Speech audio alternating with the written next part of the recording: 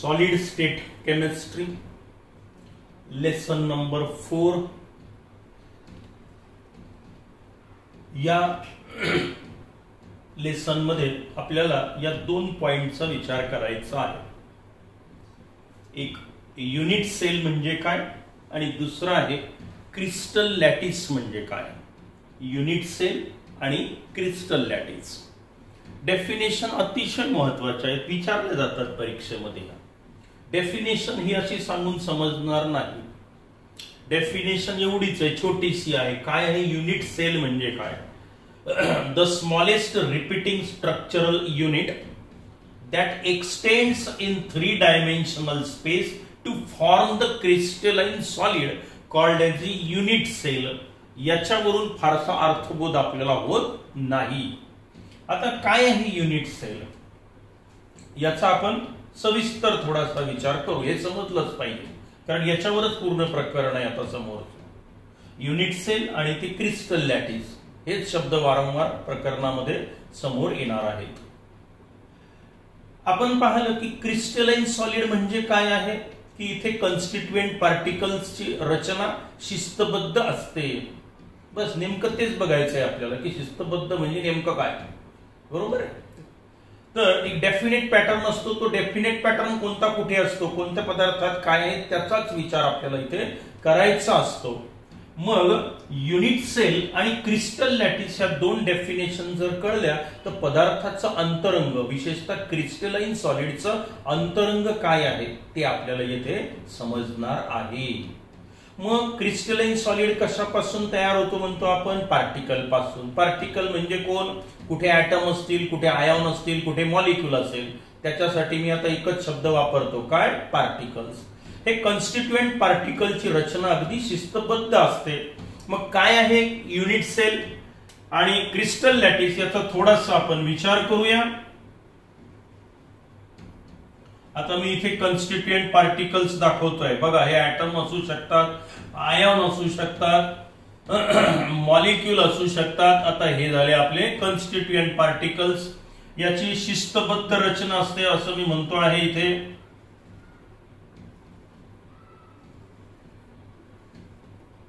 मी तुम्हाला त्या डेफिनेशन समजावून सांगतो आहे. बरोबर.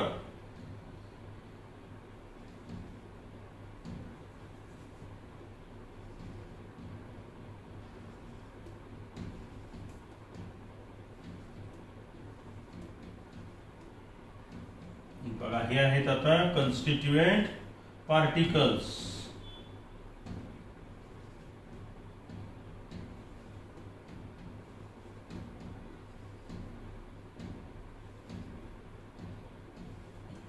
ठीक आहे.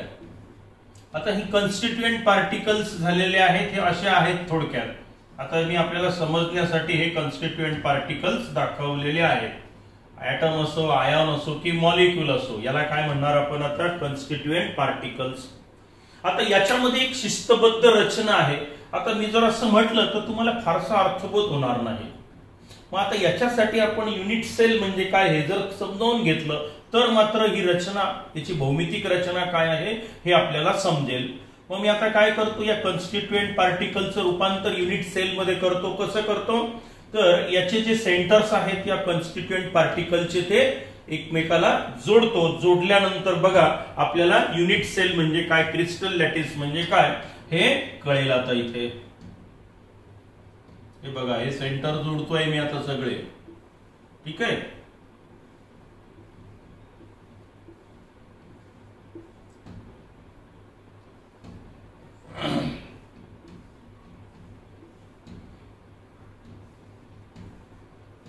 लाइनिंग जोडले आहेत कॉन्स्टिट्युएंट पार्टिकलचे सेंटर. ठीक आहे. काही अडचण इथपर्यंत. त्यानंतर हे असे जोडतो. सेंटर जोडून राहिलो मी. ठीक आहे. त्यानंतर हे असे जोडतो, हे जोडतो. बरोबर आहे. हा जोडला आणि हा जोडला, हे पण जोडला. पहा बरं आता मुलांनो, एक विशिष्ट प्रकारची भौमितिक रचना आता तुमच्या समोर इथे दिसणार आहे किंवा दिसून राहिलेली आहे.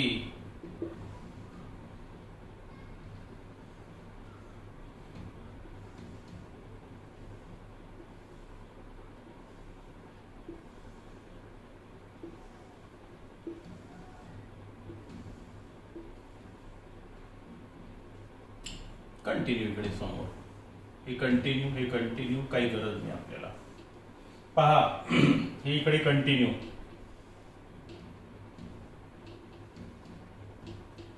काय केलं मी, याचे सेंटर्स जोडले बघा कॉन्स्टिट्युएंट पार्टिकलचे, तिथे रेषा ओढल्या आणि आता जे तयार झालेलं आहे ते क्रिस्टल लॅटिसही याच्यातच आहे आणि आपली युनिट सेल पण इथेच आहे. आता युनिट सेल म्हणजे काय, मी यातला कुठली तरी एक भौमितिक रचना स्मॉलेस्ट रिपीटिंग पोर्शन निवडतो. भरपूर आहे तिथे, मी आता याला हायलाइट मध्ये आणतो. पहा हा एवढा पार्ट, आता बघा हे कॉन्स्टिट्युएंट पार्टिकल जे आहेत याला मी आता हायलाइट मध्ये आणतो आहे आणि आता तुम्हाला बघा ही एक विशिष्ट प्रकारची रचना इथे तुम्हाला आता दिसून येईल. पहा दिसलाय आता हे एवढा पार्ट. पहा बरं हा रेड कलरचा पार्ट. आता जर तुम्ही बारकाईनं पाहिलं तर ही एक विशिष्ट प्रकारची भौमितिक रचना तयार झाली, किंवा सध्या तुम्ही त्याला क्यूब म्हटलं तरी चालेल. बघा एक क्यूब दिसतोय असा इथे, आहे की नाही. आता ही लहानात लहान अशी अरेंजमेंट आहे की जी रिपीट होऊन राहिली. पहा इकडे समोर तसाच क्यूब, तसाच क्यूब, तसाच क्यूब, इकडे पहा असा क्यूब क्यूब, ही चालली कंटिन्यू, इकडे होत चालली, इकडे होत चालली, बरोबर. वर याच्यावर पुन्हा एक थर येईल, खाली एक थर येईल. मी फक्त एकच थर काढला म्हणजे बघा या डायरेक्शनला रिपीट होऊन राहिली, इकडेही चाललं, इकडेही चालला, इकडेही चालला. समोर एक थर, याच्यावर पुन्हा 1 2 3 4 थर. पहावर मग आता 3 डायमेन्शनल स्पेस मध्ये जाणार आहोत आपण. म्हणजे आता ही एक लहानात लहान रचना अशी आहे की जी इकडेही रिपीट होऊन राहिली, along x axis, along Y axis आणि अलॉंग झेड ऍक्सिस. मग आता हे जे स्मॉलेस्ट रिपीटिंग युनिट आहे, the smallest repeating structural unit, हे एवढा पार्ट, बरोबर आहे. द स्मॉलेस्ट रिपीटिंग का म्हटलं मी, इकडे रिपीट होतो, इकडे होतो, वर होतो, खाली होतो, समोर होतो, मागे होतो. Repeating structural unit that extends in 3 dimensional space. हे एवढं युनिट 3 डायमेन्शन मध्ये सारखंच आहे. हेच इथे, हेच इथे, हेच इथे, हेच इकडे, हेच तिकडे, हे इकडे, हे इकडे.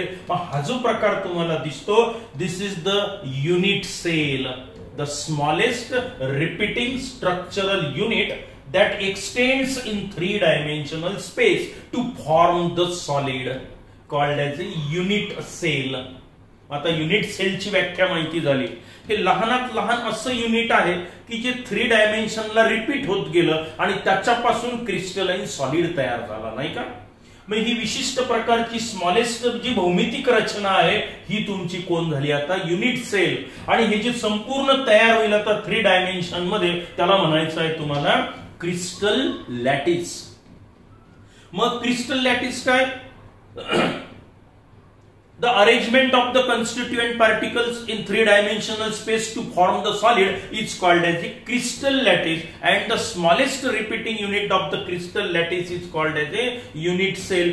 असंख्य युनिट सेल जेव्हा 3 डायमेन्शन मध्ये एकत्र येतात आणि सॉलिड तयार होतो, तेव्हा जे काही तयार होतं त्याला तुम्ही काय म्हणायचं, क्रिस्टल लॅटिस. आणि या क्रिस्टल लॅटिसचं लहानात लहान युनिट म्हणजे कोण, युनिट सेल. म्हणजे युनिट सेल पासून कोण तयार झालं, क्रिस्टल लॅटिस तयार झाला. मग आता तुम्हाला युनिट सेलची ही एकच व्याख्या, मी 2-2 लिहून दिले, एकच पाठ करा. ही सगळ्यात सोपी व्याख्या सांगितली मी तुम्हाला. काय आहे, the smallest repeating structural unit that extends in 3 dimensional space to form a crystalline solid called as a unit cell. आणि the regular arrangement of the constituent particles in 3-dimensional space to form the crystalline solid is called as a crystal lattice, or the collection of all constituent particles having same environment in 3-dimensional space is also called as a crystal lattice. दुसरी एक व्याख्या आणखी लिहून दिली आहे मी तुम्हाला. काय, the collection, हे सगळं collection of all constituent particles having same arrangement, सगळे अरेंजमेंट सारखीच आहे, बरोबर. सेम एन्व्हायरमेंट म्हटलेलं आहे आपण. The collection of all constituent particles having same environment in 3 dimensional space is known as a crystal lattice. कोणापासून तयार झालं हे, युनिट सेल पासून. मग युनिट सेल कोणापासून तयार होते, कॉन्स्टिट्युएंट पार्टिकल पासून. मग या कॉन्स्टिट्युएंट पार्टिकलला, प्रत्येक पार्टिकलला तुम्ही आता याला लॅटिस पॉइंट म्हणू शकता.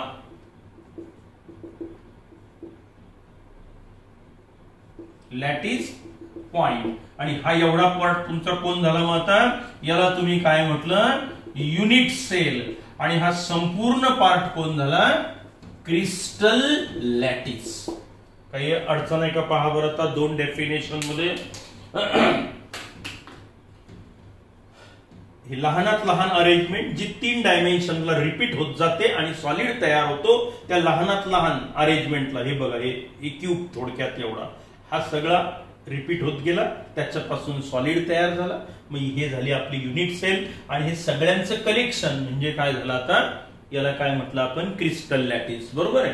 आणखी थोडक्यात सांगतो तुम्हाला की नेमकं काय. तर हे तर 2 डायमेन्शन मध्ये आहे, प्रत्यक्षात 3 डायमेन्शन मध्ये मी तुम्हाला आता दाखवतो आहे. पहा आता क्लिअर दिसेल तुम्हाला इथे. सध्या याचा विचार करू नका. हे बघा, हे जे पार्टिकल्स तुम्हाला दिसत आहेत का इथे, ही युनिट सेल झाली आता आपली. बरोबर आहे. ही युनिट सेल, हे क्यूब लांबी रुंदी उंची सारखीच आहे. किती पार्टिकल आहेत, 8 पासून जे तयार झालं. आता याला काय म्हटलं आपण, ही झाली युनिट सेल. आता पहा, ही युनिट सेल इकडे इकडे इकडे इकडे वर खाली जर रिपीट होत गेली आपली 3 डायमेन्शनला, तर कोण तयार होईल, हे बघा, हे स्ट्रक्चर तयार होईल. आता असं हे क्युबिक अरेंजमेंटच आहे आता ही.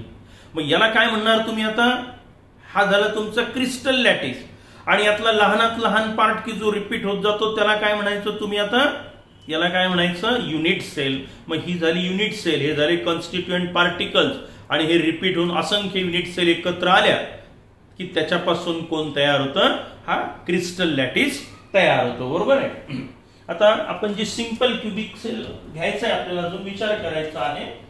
म्हणजे थोडक्यात हे जे आहे 8 पार्टिकल्स हे बघा असे दिसतील. हे 4 दिसले आहेत तुम्हाला. आता मी या 4 वर हे असे पुन्हा 4 पार्टिकल ठेवतो. झाले 8 पार्टिकल पासून तुमची युनिट सेल. आता ही युनिट सेल झाली. बरोबर आहे की नाही. आता असेच पार्टिकल पुन्हा दुसरी युनिट सेल इकडनं, एक इकडनं, एक इकडनं, एक इकडनं, एक इकडनं टाका इकडे, असं वाढवत चला, इकडे वाढवत चला. मग हा रिपीट होणारा लहानात लहान पोर्शन म्हणजे कोण, याला काय म्हटलं आपण, युनिट सेल. आणि याच्यापासून जे पूर्ण सॉलिड तयार होईल, जे अरेंजमेंट तयार होईल, त्याला तुम्ही काय म्हणायचं, क्रिस्टल लॅटिस. काही अडचण. मग आता आपल्याला युनिट सेल म्हणजे काय माहिती झालं आणि क्रिस्टल लॅटिस म्हणजे काय माहिती झालं. आता हे जे युनिट सेल किंवा क्रिस्टल लॅटिस आहे, तर ही जी अरेंजमेंट आहे, आता एक ब्रॅव्हिस नावाचा जो मॅथमॅटिशियन होता त्याने असं सिद्ध केलं की जवळजवळ 14 वेगवेगळ्या प्रकारच्या अरेंजमेंट या शक्य आहेत, त्याच्यापेक्षा जास्त शक्यच नाही तो म्हणतो. आणि निसर्गात हे 14च्या 14 प्रकार कुठे ना कुठे कोणत्या ना कोणत्या तरी पदार्थात आपल्याला पाहायला मिळतात. मग आपल्याला आता ते ब्रॅव्हिस लॅटायसिस म्हटलेलं आहे त्याने, किंवा ब्रॅव्हिस युनिट सेल म्हटलं तरी चालेल. युनिट सेल लहान पार्ट त्याच्यापासून तयार झालेलं स्ट्रक्चर म्हणजे कोण, क्रिस्टल लॅटिस. मग ब्रॅव्हिस लॅटायसिस म्हणा किंवा ब्रॅव्हिस युनिट सेल म्हटलं तरी चालेल. तर त्याचे 14 वेगवेगळे प्रकार पडतात. तर ते प्रकारपैकी 3 अतिशय महत्वाचे, ज्याचा संपूर्ण अभ्यास आपल्याला या प्रकरणात करायचा आहे, त्याचाही विचार करायचा. आणि हे जे 14 प्रकार आहेत, 7 मुख्य प्रकार आणि काही उपप्रकार असे धरून एकूण 14 वेगवेगळ्या प्रकारच्या अरेंजमेंट या पार्टिकलच्या कशा असू शकतात त्याचा विचार आपल्याला आता या प्रकरणामध्ये करायचा आहे. मग आता आपण पुढच्या पॉइंट कडे जाऊया. Types of unit cell. काय म्हणतो मी आता, या युनिट सेलचे प्रकार किंवा क्रिस्टल लॅटायसिसचे प्रकार म्हटलं तरी चालेल. किती प्रकार आहे तो म्हणतो आता, 7 मुख्य प्रकार आहेत. आणि एकूण प्रकार किती अरेंजमेंट होऊ शकतात तो म्हणतो, तर 14 वेगवेगळे प्रकारच्या अरेंजमेंट या ब्रॅव्हिस नावाच्या मॅथमॅटिशियन आपल्याला सांगितलेल्या आहेत. त्या 14चाही विचार आपण आता करणार आहोत. आणि हे यातला एखादा मार्क परीक्षेमध्ये विचारला जातो. आणि अगदी सोपं आहे, काही अवघड नाहीये. थोडा थोडा बदल होत जातो. एकदा मुख्य पार्ट समजला की बाकी काही फारसं कठीण नाही. त्यात तुम्हाला 3 जरी लक्षात ठेवले तरी सफिशियंट आहे. प्रकरण फक्त 3च युनिट सेल होती, त्यातही तुमची 3री युनिट सेलही कमी केली यावर्षी अभ्यासक्रमातून कोरोनामुळे. म्हणजे दोघांचाच जास्त विचार आपल्याला करायचा आहे. आपण 3 घेणार आहोत. मग आता जे 7 वेगवेगळे प्रकार पाडलेले आहेत, तर त्याला नावं दिलेली आहेत. पहा, ब्रॅव्हिस लॅटायसिस. पहिल्याचं नाव आहे cubic unit cell. Cubic cell, unit cell म्हणा, लॅटिस म्हटलं तरी चालेल. दुसऱ्याचं नाव टेट्रागोनल युनिट सेल. त्यानंतर तिसरा ऑर्थोरोम्बिक, त्यानंतर मोनोक्लिनिक, त्यानंतर ट्रायक्लिनिक, त्यानंतर हेक्झॅगोनल युनिट सेल आणि शेवटी आहे रोम्बोहेड्रल.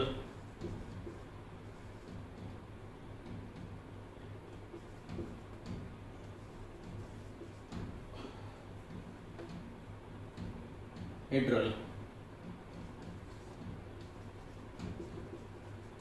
7 मुख्य प्रकार आहेत. क्यूबिक युनिट सेल, दुसरी tetragonal unit cell, orthorhombic unit cell किंवा ब्रॅव्हिस लॅटायसिसचे प्रकार. याला तुम्ही युनिट सेल म्हटलं काय आणि लॅटिस म्हटलं काय सारखंच आहे.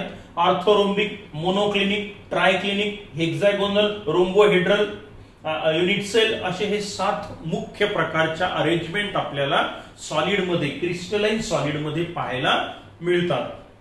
7 मुख्य प्रकारच्या.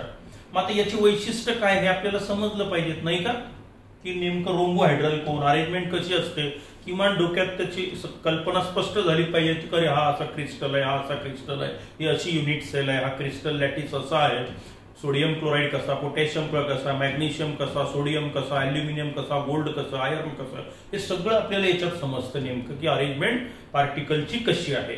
चालेल. म्हणजे 7 जे प्रकार आहेत, तर आता या क्यूबिक मध्ये 3 प्रकार आहेत. आता प्रत्येकाचे काही उपप्रकार पडतात आणि एकूण किती होतात 14. आज आपण आता अगोदर क्यूबिक युनिट सेलचा विचार करणार आहोत. Cubic unit cell. आता युनिट सेल म्हणजे काय हे तर माहितच आहे तुम्हाला, बरोबर आहे. मग आता क्यूबिक म्हणजे काय, क्यूबिक युनिट सेल. आता on the basis of parameters of the unit cell, on the basis of parameters of the unit cell there are 7 different types of the unit cell. आता पॅरामीटर म्हणजे नेमकं काय ते अगोदर आपण समजावून घेऊ आणि मग हे 7 प्रकारामध्ये कोणते कोणते पॅरामीटर्स असतात त्याचा विचार आपण करूया. मग आता युनिट सेल बघा, मी एक युनिट सेल अगोदर दाखवतो, त्याचे पॅरामीटर्स म्हणजे नेमकं काय आपण समजावून घेऊया आणि नंतर मग मी हे 7 प्रकार तिथे एक्सप्लेन करणार आहोत. एक युनिट सेल मी आता इथे काढतो. ठीक आहे. याला काय म्हटलं आपण, कन्स्टिट्यूएंट पार्टिकल्स. मग युनिट सेल मध्ये यालाच काय म्हणतो आपण, लॅटिस पॉइंट. बरोबर आहे. हे झाले तुमचे आता हे युनिट सेल झाले. पार्टिकल आहे ते 8 पार्टिकल थोडक्यात. चालेल. हे कोण झाले, लॅटिस पॉइंट. बरोबर. Lattice point. बरोबर आहे. ही एक युनिट सेल आहे थोडक्यात. ही अरेंजमेंट 3 डायमेन्शनला रिपीट होत जाते आणि कोण तयार होतं, क्रिस्टल लॅटिस. बरोबर आहे. आता ही लहानात लहान अरेंजमेंट आपण घेतली. मग आता याला काय करूया आपण, हे जे अंतर आहे थोडक्यात याला मी ए म्हणतो, हे जे अंतर आहे याला मी बी म्हणतो आणि हे एवढं जे अंतर आहे याला मी सी म्हणतो. पॅरामीटर शिकून घ्यायचे अगोदर. म्हणजे कोणती युनिट सेल असेल तर हे ए अंतर, हे लांबी एक, रुंदी एक, उंची थोडक्यात. बरोबर आहे. क्यूब असेल तर तिन्ही सारखे असतात. बरोबर आहे. काही ठिकाणी वेगवेगळे असू शकतात. आता मग समजा हे जे अंतर आहे याला काय म्हणायचं, हे फिक्स, याला ए डिस्टन्स म्हटलं मी. इथून इथपर्यंत असं अंतर याला काय म्हटलं मी, लेंथ बी म्हटलं. आणि हे जे हाईट असेल थोडक्यात याला काय म्हटलं मी आता, लेंथ सी म्हटलेला आहे. बरोबर आहे. त्याच्यानंतर बघा आता थोडक्यात आता हा जो अँगल आहे तुमचा, अँगल कोणामधला अँगल झाला पहा बरं. हा बघा, हे अंतर जर बी असेल तर हे पण अंतर काय झालं तुमचं, हे वरचं असेल तेवढंच खालचं असेल, म्हणजे हे झालं बी. बरोबर आहे. हे इकडचं सी म्हटल्यावर हे पण किती असेल, सी. मग आता पहा, हा जो अँगल आहे याला म्हणायचं अल्फा, हा जो आहे याला म्हणायचं बीटा आणि याला म्हणायचं गॅमा. हा अँगल, हा अँगल आणि हा अँगल. अल्फा म्हणजे कोणामधला अँगल झाला, अँगल बिटवीन अल्फा म्हणजे बी आणि हे किती, C. Angle between B and C हा कोण झाला, अल्फा. बरोबर आहे. आता त्यानंतर पहा तुम्ही, बीटा म्हणजे कोण झाला मग सांगा बरं मला. बीटा म्हणजे अँगल बिटवीन विचार करा, हे बघा, हे अंतर सी आणि हे कोण आहे आता, हे एवढं अंतर ए, बरोबर आहे. हे ए असेल, वरचं ए असेल तर खालचं पण ए असेल. ए आणि सी, बरोबर आहे. Angle between A and C याला म्हटलं मी बीटा. आणि हा जो आहे आता याला म्हणतो मी गॅमा. गॅमा म्हणजे कोण आता, बी आणि ए मधला अँगल बिटवीन ए अँड बी. मग आता पॅरामीटर्स कशाला म्हणायचे की त्या युनिट सेलची लांबी किती, रुंदी किती, उंची किती, बरोबर आहे. ए किती, बी किती, सी किती थोडक्यात. आणि हा अँगल किती, हा अँगल किती, हा अँगल किती, या गोष्टींचा विचार करून हे एवढे प्रकार आपण शिकणार आहोत. चालेल. म्हणजे त्याची लांबी किती, त्याची रुंदी किती, त्याची उंची किती, हा अँगल किती, हा अँगल किती, हा अँगल किती, हे जेव्हा आपण सांगतो, जेव्हा हे वेगवेगळे भरतात तेव्हा त्याच्यापासून हे अशा 7 वेगवेगळ्या प्रकारच्या अरेंजमेंट पार्टिकलच्या स्पेसमध्ये तयार होतात, ज्याला आपण ब्रॅव्हिस लॅटायसिस म्हटलेलं आहे. आता त्यातला जो पहिला प्रकार आहे त्याचा आपण आज विचार करूया, ते म्हणजे क्युबिक युनिट सेल. मग आता मी हे पुढचे प्रकार हळूहळू घेतो आहे. मग आता फक्त क्युबिक युनिट सेलचा विचार करूया. क्यूब म्हणजे काय माहिती आहे तुम्हाला? क्यूब ज्याला मराठीत आपण काय म्हणतो, ठोकळा. म्हणजे काय, लांबी, रुंदी, उंची सगळं सारखंच आहे, बरोबर आहे. त्याला काय म्हणतो आपण, क्यूब म्हणतो. मग क्युबिक सेल म्हणजे काय, याची पॅरामीटर सांगा आता. क्यूब मध्ये लांबी, रुंदी आणि उंची काय असतं, सारखंच असतं. म्हणजेच काय, A is equal to B equal to C. आणि आता हे जे आहे, हा अल्फा, हा 90चा असेल, इथेही 90 असेल आणि इथे पण काय असेल, 90 डिग्रीचा असेल. म्हणजे alpha equal to beta equal to gamma equal to 90 degree, बरोबर आहे की नाही. पहावर आता काय आहे, 90 डिग्री. मग आता क्युबिक युनिट सेल जर म्हटलं, डिफाइन क्युबिक युनिट सेल, तर आपण काय सांगणार आता, unit, it is a unit cell in which A equal to B equal to C. A काय, बी काय आता सांगायची गरज नाही, हे माहिती आहे आपल्याला. आता ए म्हणजे कोण, हे अंतर, बी म्हणजे हे अंतर, सी म्हणजे हे अंतर. जर हे तिन्ही सारखेच असेल, लांबी, रुंदी आणि उंची, तर क्यूब तयार होतो. मग इथे प्रत्येक अँगल अल्फा, बीटा, गॅमा किती असेल, क्यूब असेल तर 90 90 90 असेल. फॉर एक्झाम्पल,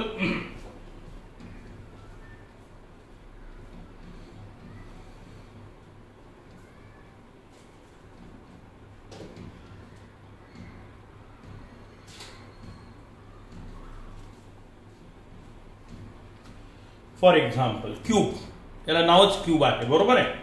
मग आता इथे ए कोणता, बी कोणता, सी कोणता, एकदा विचार करा. याला आपण काय म्हणणार आहोत आता, हे बघा जवळ घेतोय. हे अंतर कोण झालं, याला जर समजा तुम्ही ए म्हटलं, बरोबर आहे. हा ए असेल, त्याच्यानंतर एक ए, एक बी आणि एक सी, म्हणजे हे अंतर पुन्हा हे असं लक्षात घ्या. एक ए, हे बी आणि ही हाईट म्हणजे कोण, सी. ए, हे असं तिरपं पहा, ए हा बी आणि हे हाईट म्हणजे काय, सी. 1 2 आणि 3 लांबी, रुंदी आणि उंची हे सारखंच आहे. मग याला काय म्हणायचं आपण, क्यूब म्हणायचं. आता 3 प्लेन कोणते आले, हे बघा, हे 90च आहे, हाही 90चाच आहे आणि इकडचा पण हाही 90 90 90 आणि 90. मग तिन्हीच्या तिन्ही पहा, इथे पहा, इथे पहा, इथे पहा, सर्वच्या सर्व कितीचा अँगल आहे ते, हा 90चा दिसतो तुम्हाला, बरोबर आहे.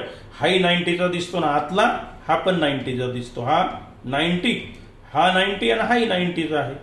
मग आता याला म्हणायचं आहे cube. A equal to B equal to C, that is alpha equal to beta equal to gamma, all angle are of 90 degree. Such a unit cell is known as a cubic unit sale.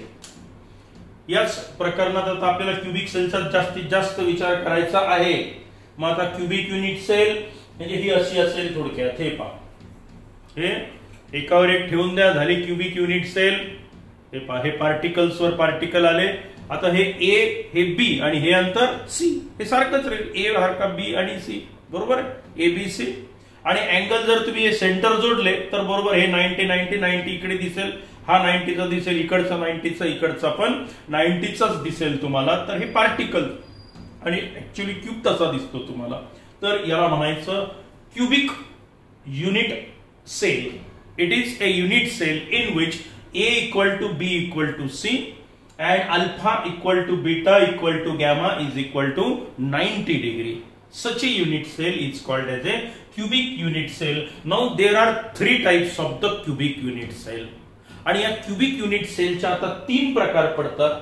एक आहे simple cubic unit cell, दुसरी body centered cubic unit cell आणि तिसरी आहे face centered cubic unit cell. याचे 3 प्रकार कोणते कोणते? क्यूबिक युनिट सेलचे मेन पॉइंट मूळ डेफिनेशन हीच आहे. A equal to B equal to C, alpha beta gamma all are of 90 degree. पण याचे 3 प्रकार आहेत तो म्हणतो. याच्यामध्ये 3 वेगवेगळ्या प्रकारच्या अरेंजमेंट आपल्याला पाहायला मिळतात. कोणत्या कोणत्या पाहूया आपण. 3 हे मिटवून टाकतो मी आता.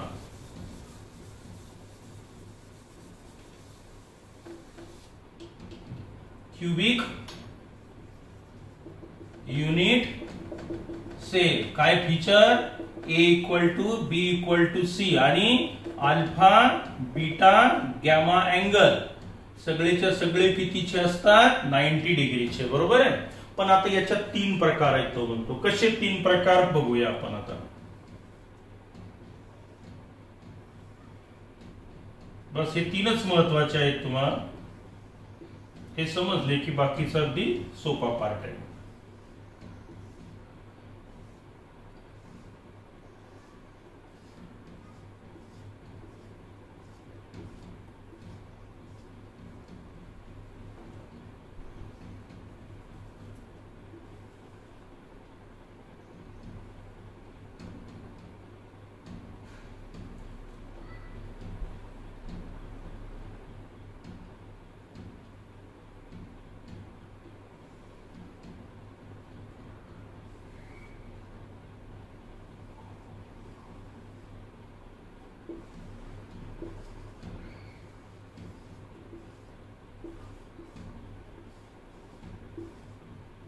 आकृत्या मुद्दाम तुमच्या समोर काढतोय, अगोदर काढून ठेवत नाही. कशा काढता तुम्हाला काढता आल्या पाहिजे, समजल्या पाहिजेत नेमकं म्हणून. आणि 3 प्रकार आहेत त्याच्यामध्ये. आता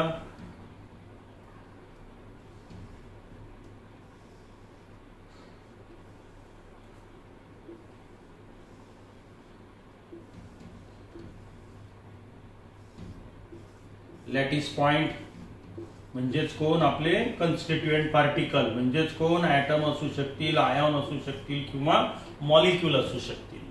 आता हे ए, हे बी आणि हे सी. बरोबर आहे. A B C, A B C, alpha beta आणि हा गॅमा.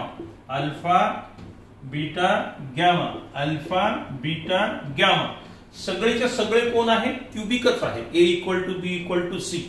बरोबर आहे. आणि अल्फा बीटा गॅमा हे सगळे कोण झाले आता? 90 अँगल. बरोबर आहे. आता 3 प्रकार बघा. पहिल्याला मी नाव देतो आहे सिंपल क्यूबिक युनिट सेल. आता मी काय करतो पहा, ही पण क्यूबिकच आहे, क्यूबिक युनिट सेल आहे. आता इथे जे पार्टिकल्स आहेत हे फक्त तुम्हाला कॉर्नरला दिसून राहिले.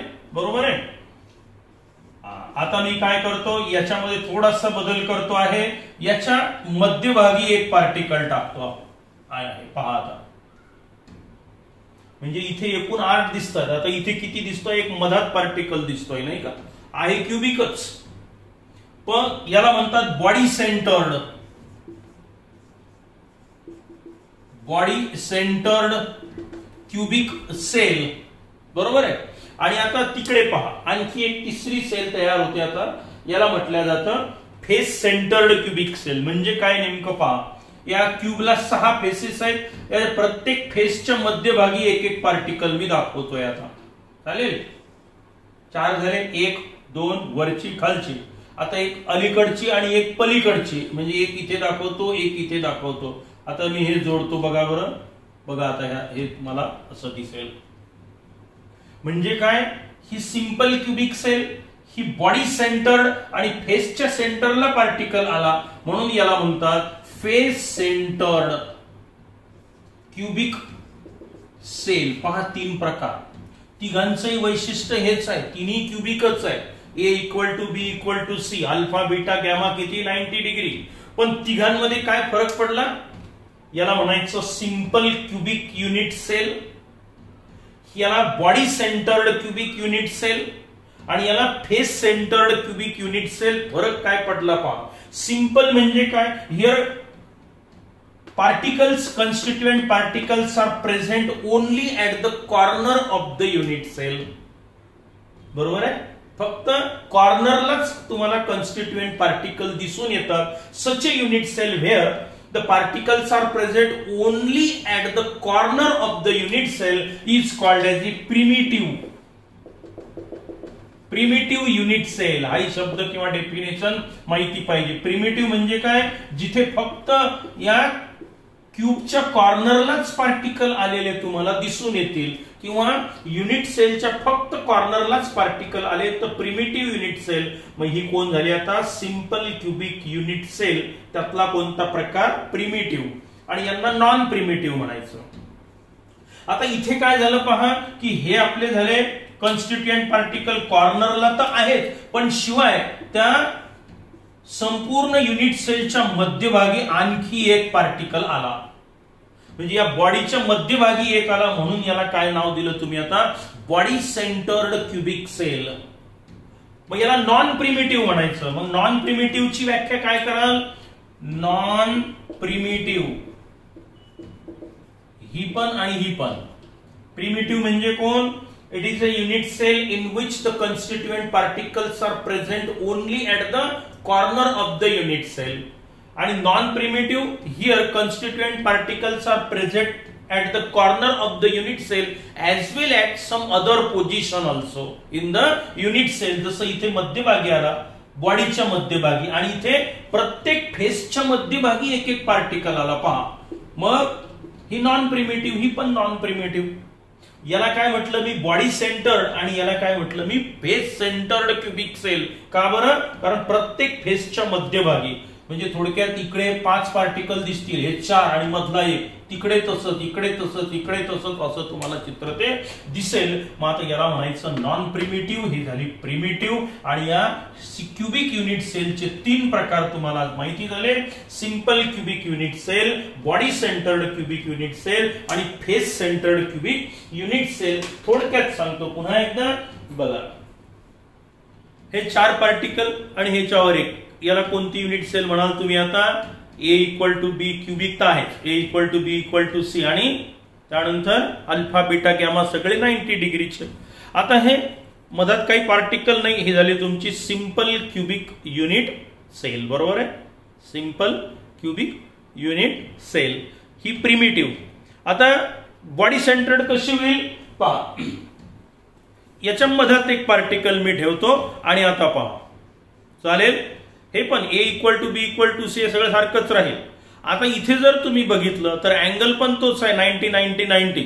A equal to B equal to C वगैरे असं. हा पार्टिकल थोडा छोटा राहतो मधला.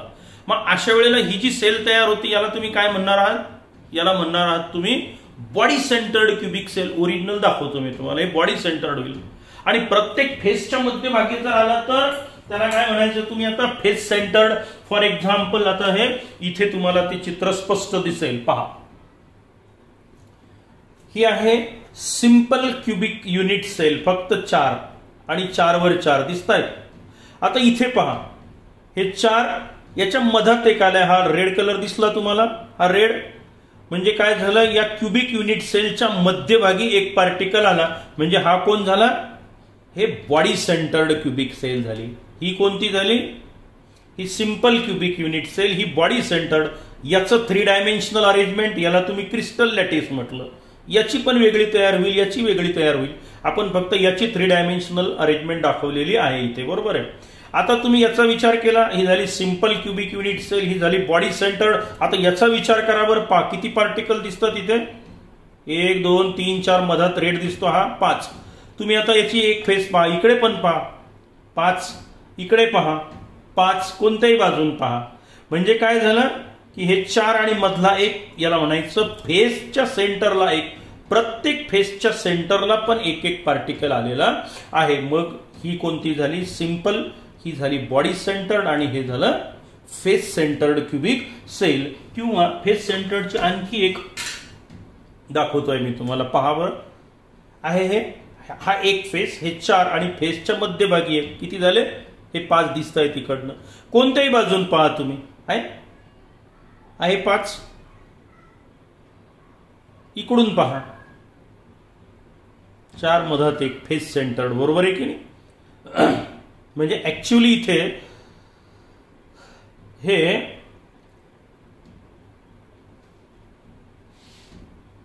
8 आणि प्रत्येक फेसच्या मध्यभागी 1 म्हणजे 6. 8 आणि 6 14 पार्टिकल आली या सेलमध्ये, नाही का? एकूण 14 पासून हे एक युनिट सेल दिसते आपल्याला आता, बरोबर आहे? इथे किती आले होते सिंपल मध्ये? 4 आणि 4 8. इथे 4 आणि 4 8 मधला एक 9 आणि इथे प्रत्येक फेसच्या मध्यभागी 1. हे वाढले, हे कॉम्पॅक्टनेस वाढत गेलेला आहे. मग आता याला म्हणायचं सिंपल क्युबिक युनिट सेल, ही बॉडी सेंटर्ड आणि ही फेस सेंटर्ड, किंवा ही झाली फेस सेंटर्ड क्युबिक सेल. मग आता याचे डायमेन्शन तुमच्या लक्षात आले, पॅरामीटर, सेलची नावं तुमच्या लक्षात आलेली आहेत. आता पुढचे जे प्रकार आहेत आपल्याला, एकूण 7 मुख्य प्रकार, त्यातला पहिला प्रकार माहिती झाला तुम्हाला, simple cubic unit cell. Cubic मध्ये 3 प्रकार आहेत, नाही का? एक प्रिमिटिव्ह आहेत आणि 2 नॉन प्रिमिटिव्ह आहेत. आणि ही सिंपल क्युबिक, ही बॉडी सेंटर्ड आणि ती फेस सेंटर्ड. मग असे 3 आपल्याला उपप्रकार याच्यामध्ये पाहायला मिळाले. मग प्रिमिटिव्हची व्याख्या विचारली तर काय द्याल? It is a unit cell in which the constituent particles are present only at the corner of the unit cell. आणि इथे here particles are present at the corner of the unit cell as well as they are also present at some other position inside the cell or in a unit cell. हे बाकीच्या ठिकाणी पण इथे particle आलेले, त्याला म्हणायचं non primitive unit sale. इतरांचा विचार आपण लेसन नंबर 5 मध्ये करूया.